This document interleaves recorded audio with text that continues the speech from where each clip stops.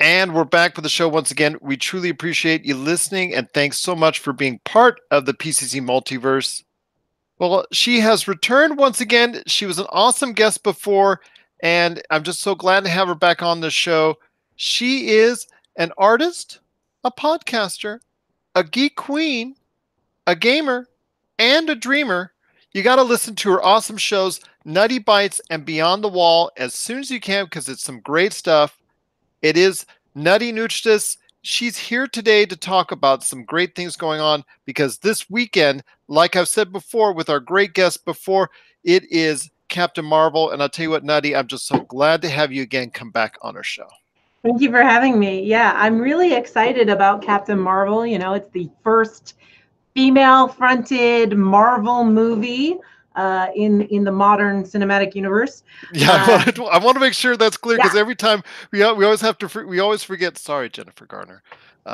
As far as yeah, but you know, it's one of those things, like, you have to qualify these things. You know, when Black Panther came out, everybody said, oh, it's the first black superhero movie, and it's like, Blade, but and then also Catwoman technically as well, though Halle Berry doesn't like to actually say that out loud as well. Even DC said that wasn't Catwoman, so it's all good. But no, this is really exciting. And I think what I like is, from what I can tell, I'm trying not to spoil myself too much, because I have a rule. I watch one trailer. I don't watch any more, because if I saturate myself with trailers and information when I'm watching the movie, seeing those scenes again will take me out of the experience. But from what I can tell, they're taking Captain Marvel and they're reconstructing the history kind of in a better way, because there's a lot of sordid history in the Captain Marvel comic book backstory. And from what I can tell, it sounds like it's going to be a much better story. Absolutely. Daphne Matthew, who just came on with me a little while ago, she indicated that this is the 5th rendition of the Captain Marvel as far as when you talked about the comic books is concerned. And it's more based off the more recent writings, you know, from 2012. I'm very happy about that because it's just a more modern feel to it. Carol Danvers, who's played, I guess she played Miss Marvel for a time in the comic books. She was also brought about in the late 60s with her as an officer in the Air Force. She's played a supporting role for so many years, but then was brought into the forefront in the 2012 series of comics penned by Kelly Sue DeConnick that has really just sparked this interest. And I think that got Disney and Marvel really going into seeing her, Carol Danvers, I mean, and then ultimately Brie Larson in the role, as far as her making an imprint into the Marvel Cinematic Universe. And what I like about this is, I mean, there's, as I said, there's like some sordid details in the comic book history, but this, we're taking the positives and we're just hitting the ground running, and I'm really excited for it. I have my fingers crossed. Even the less good modern Marvel movies are still good. So I don't expect to be disappointed. And I really do enjoy. I haven't seen a lot of Brie Larson, but I loved her on the United States of Terror. And when I heard that she was going to be playing Carol Danvers, I thought it was really great casting. For me, my big female Marvel character right now is Ms. Marvel, Kamala Khan's Ms. Marvel. And I would love, and I know they would never do this for their first movie, but I would love to have a Kamala Khan movie. And like, how much would that fit Disney to have a teenage superhero out there? I know Kevin Feige, the head of Marvel, as far as everything Marvel, he has indicated that if this goes well, which is projected right now around between $100 to $150 million domestically and $300 million worldwide. Most likely, I was thinking it'd be around what Wonder Woman made, which 820 million. If it does more, that'd be even awesome. But I think Disney and Marvel would be happy with anything over 800 million. And if that's the case, a sequel will be greenlit, and he has indicated that the future will have a Miss Marvel and Kamala Khan in it. Oh, that's fantastic. See, that to me is just joy.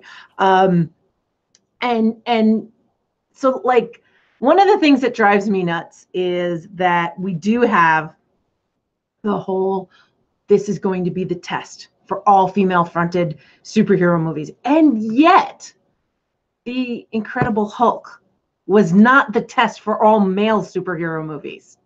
You know, once you get out of the cis het white straight cis male thing, anything that deviates from that so-called default norm, which is not, it becomes a test, and it's like, see, people don't like that kind of movie, and it kind of drives me nuts. Where it's like, well, if it's going to be a success, we need it to match the Wonder Woman numbers. Is like, how about we just see, is this a good movie?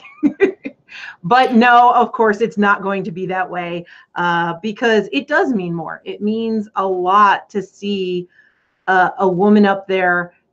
And you know, this is something that I was very adamant about when the new She-Ra came out.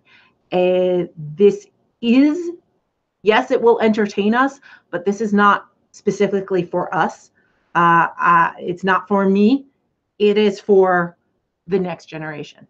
It is for the the kids, the teens, and the 20 somethings who have never seen anything like this before. This is for those who are not jaded by the movies and only ever seeing women put into support roles. You know, this is for the next generation. And while it doesn't matter if I like it, I'm pretty sure the little girl inside me is going to be cheering.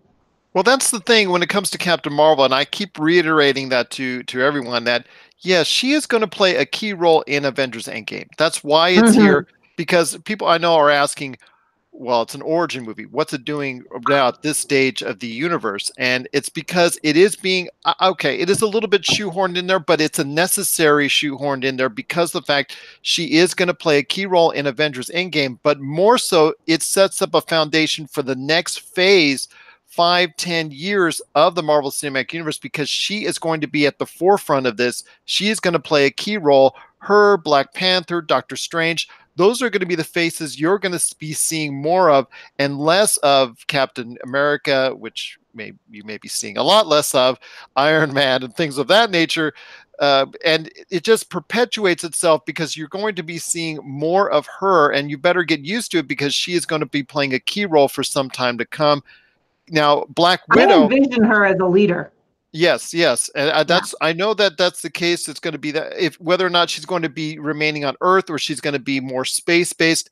I think things that Kevin Feige has also alluded to is that he's going to also be a little bit more out there with the space format and as far as what's going on out there with Guardians of the Galaxy 3 and some other things that are going to be coming in the future. It's going to be more space oriented, which is just fine by me and a lot of other individuals.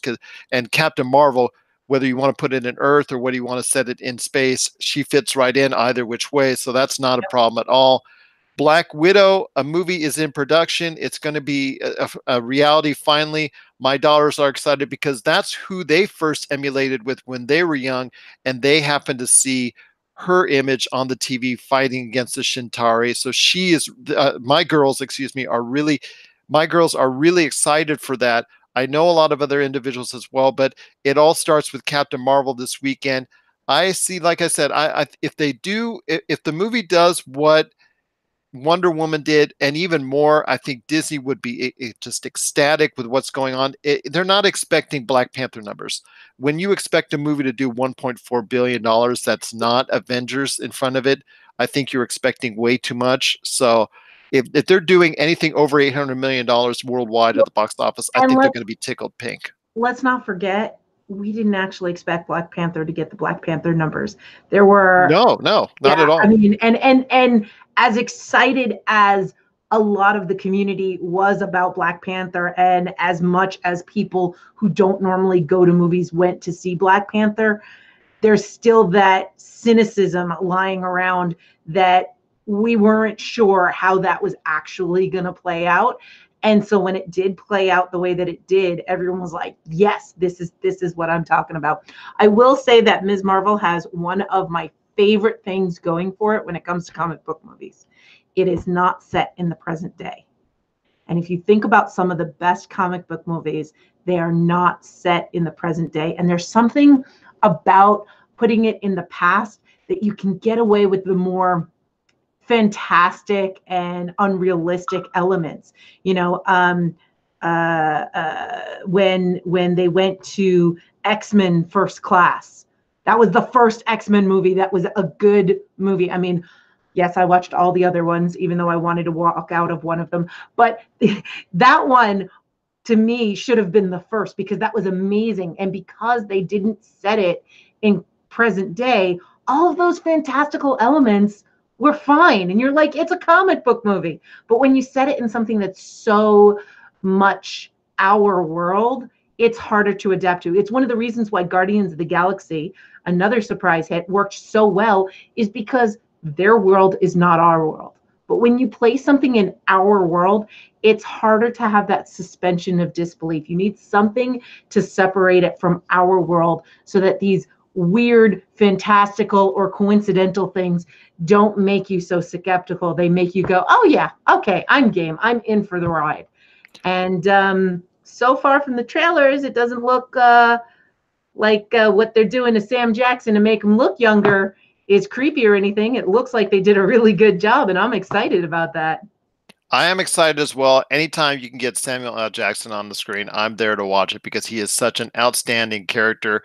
And at 70, he's still going strong. Just amazing to see him in all these pictures. In fact, he will be in 3 of the top movies already this year when Avengers Endgame comes out. When you talk about Glass, when you talk about Captain Marvel, and you talk about Avengers Endgame. So it's just going to be very cool to see him all over the place when it comes to what he's doing. But I wanted to talk about something you touched upon because there Mhm. is some controversy, and you mentioned it real briefly when you talked about the stereotypical roles that what we've seen before and how we react to it Mhm. because of the comments she made last year, I believe it was, in regards to the entertainment media being, well, I'll just put it out there, like I've said before, and that she said before, is that she did not want to go ahead and continue this environment where it's a dominant white male media as far as from an entertainment platform. And I'm not going to sit here and disagree, even though I am a white male. I Mhm. know for the fact that it is a predominant white male industry at this point in time, but it's also created somewhat of a backlash. It's allowed a lot of, I guess, groups that are trying to undermine the actual movie. In fact, in recent weeks, they've review Oh yeah. bombed Rotten Tomatoes, and so causing Rotten Tomatoes and other groups to go ahead and reassess how they go ahead and do and conduct their user reviews because of the fact that they've already tried to review bomb it and before the movie even has come out. And there's been a lot of negative YouTube videos. In fact, if you typed in Captain Marvel right now on a YouTube search, a lot of the videos would be just negative as far as the movie's going to fail, the movie's going to fail, even though you and I know, just common sense wise, it's certainly not going to fail in the least. So, There's a lot of sad puppies out there that have decided to make it worth their while to get in the way of progress. They misogyny feel, and all the whole yeah, nine yards. yeah, they feel like as things creep towards, and it's not even close, but as things creep towards equality, it feels like oppression to them because they're not used to being on the top. And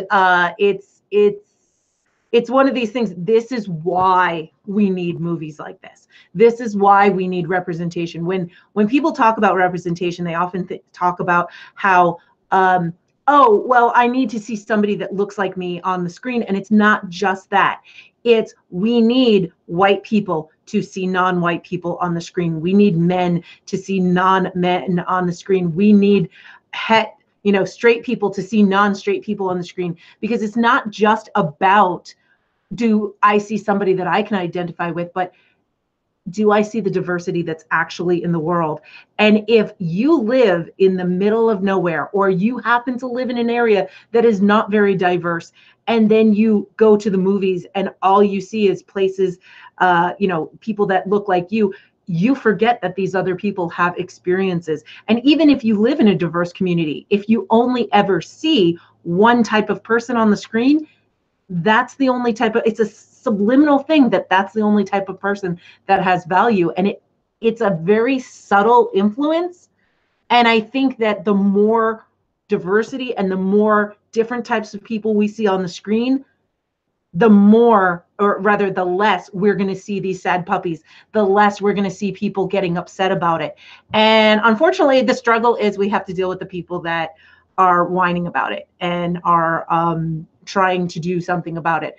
They feel that they are empowered and that they're going to affect things. But I'll tell people, use your dollars to affect things. And while I often go to the cheap theater, I will be seeing Ms. Marvel at full price for a very specific reason, just like I did with Black Panther. I want to make sure that those full dollars go and get counted.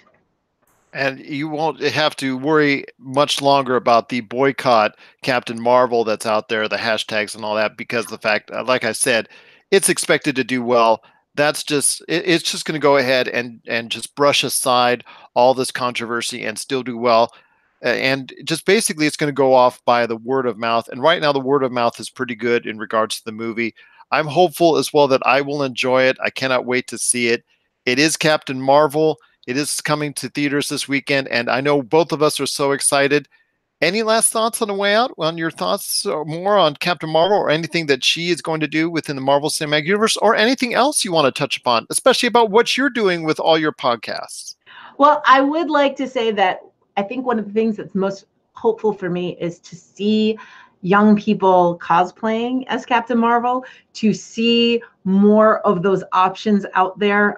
For me as a geek, I go to a lot of conventions and I can really tell how much a character affects people by whether or not they're dressing up like them. Are they wearing Captain Marvel t-shirts? I have one friend on Instagram and she is constantly wearing Captain Marvel's crest. It's a pendant around her neck and it's fantastic. And whenever I see those things, it inspires me with hope. So my hopes are actually outside of the movie, because I just want to see more of this Captain Marvel stuff out there, because it empowers people and it makes them feel like they're part of it, and like they're a bit of a superhero. And when it comes to my stuff, speaking of cons, the latest episode of Nutty Bites was recorded at Mysticon in Virginia 2 weeks ago, and that is out there, and that is where we talk about chosen family in the geek culture. And where can they find Nutty Bites? They can find Nutty Bites by going to nimlas.org, nimlas.org. And the Beyond the Wall podcast will be coming back as the series comes back for its season finale. That we're talking about Game of Thrones, so we're going to come back for our last season, and you can find that at specficmedia.com. Once again, it is Nutty Nuchtchas. She is the host, or one of the main people behind Beyond the Wall, when you got to check it out when it comes back onto the air, and also Nutty Bites. Remember, she's an artist, podcaster, a geek queen, gamer, and also a dreamer as well. I love that bio. I had to say it twice. So I'm actually, it's funny with the way that you put the emphasis on artists. I'm actually creating right now while we're doing this. Oh, that's awesome. That's awesome. I love the geek queen part as well. That was just an awesome thing you added in there. You just got to, I think that's what the moniker you got to go by. She is the geek queen. There you go. There. Once again, it is truly great to have you back on the show. I hope next time you could come on a lot sooner to talk about anything you want to talk about within whatever realm of pop culture you want to touch upon. It's just great to have you part of the show and also a part of the pop culture cosmos.